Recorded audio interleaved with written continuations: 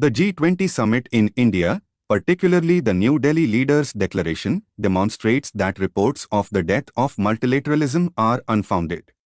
India's G20 presidency faced challenges in reaching consensus on various issues, notably regarding Ukraine. However, meticulous negotiations and bilateral efforts by India's Prime Minister Narendra Modi helped secure broad support among G20 members.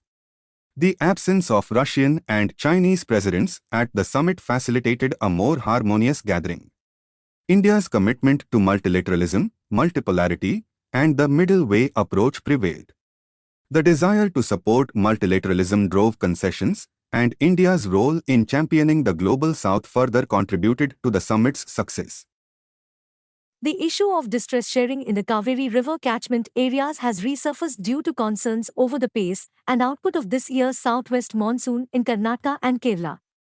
The Cauvery Water Disputes Tribunal's interim order in 1991 and subsequent judgments did not provide a clear distress sharing formula.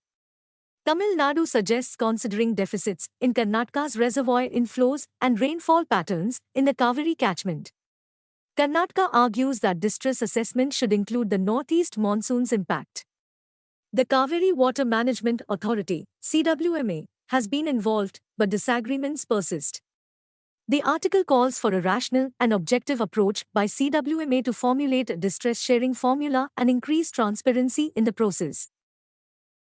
Canadian Prime Minister Justin Trudeau's accusation that the killing of Khalistani leader Hardeep Singh Nijjar in June was orchestrated by agents of the Government of India has led to strained relations between Canada and India. Canada expelled an Indian diplomat, prompting India to summon the Canadian High Commissioner and expel Canada's Station Chief for Intelligence. The United States and Australia have expressed concerns over the issue. India has accused Canadian diplomats of engaging in anti-India activities. The article suggests that Trudeau must provide evidence for his allegations, and India needs to consider its future relations with Canada as diplomatic tensions escalate. The Asia Cup cricket final in Colombo was underwhelming as India won the title with a 10-wicket victory over Sri Lanka in just 6.1 overs. Mohammad Siraj's remarkable 6 for 21, including 4 wickets in 1 over, limited Sri Lanka to a meagre 50 runs. India's 8th Asia Cup win since 1984 bodes well for their preparations for the upcoming ICC World Cup. Despite initial challenges, India appears to be a cohesive unit on the rise. They overcame a loss to Bangladesh and successfully faced arch-rival Pakistan in the tournament. India's triumph showcases their ability to stay focused and perform effectively. India has recently introduced a National Higher Education Qualifications Framework, NHEQ, but the multiplicity of guidelines, frameworks, and documents in the country is causing confusion. The NHEQ needs to encompass all disciplines and provide clear eligibility conditions for entry and completion of programs. It should also integrate various regulations to minimize ambiguities in qualifications. Additionally, the document draws heavily from the European Bologna process, which may not align well with India's diverse higher education system. The NHEQ should recognize the socio-cultural and economic factors that influence learning and avoid creating an elitist higher education system. Practical implementation issues also need to be addressed. With assembly elections approaching in Telangana, the issue of regionalism has resurfaced. Some political parties are attempting to create a narrative around it. However, the Telangana Congress is avoiding this trap and refusing to entertain leaders from Andhra Pradesh who want to play an active role in the state's politics.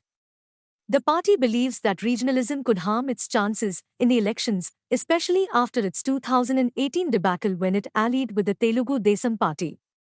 Telangana Chief Minister K. Chandrasekhar Rao accused the Congress of trying to establish the presence of Andhra leaders through the back door, impacting its electoral performance. UFOs, unidentified flying objects, have made headlines once again, but for different reasons. In the Mexican Congress, individuals presented testimonies suggesting the existence of extraterrestrials, presenting mummies they claimed were non-human beings found in Peru. However, Scientists have called these claims fraudulent. In a separate event, a NASA panel recommended increased efforts to gather information on unidentified anomalous phenomena (UAP) and help the Pentagon spot them. The year-long study found no evidence of UAPs being of extraterrestrial origin.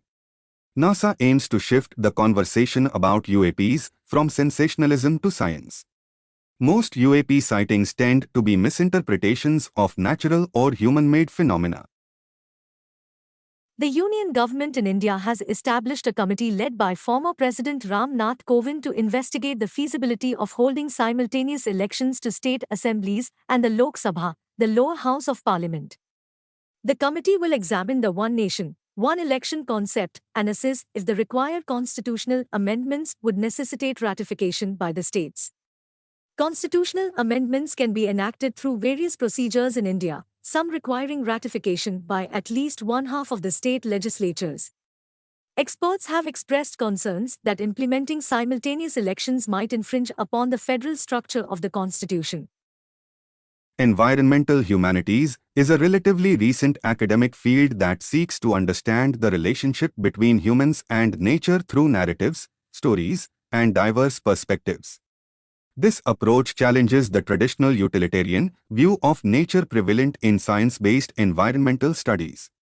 The authors of the paper emphasize the need to move beyond Western knowledge systems and advocate for the inclusion of indigenous narratives and marginalized communities' perspectives in discussions about the environment.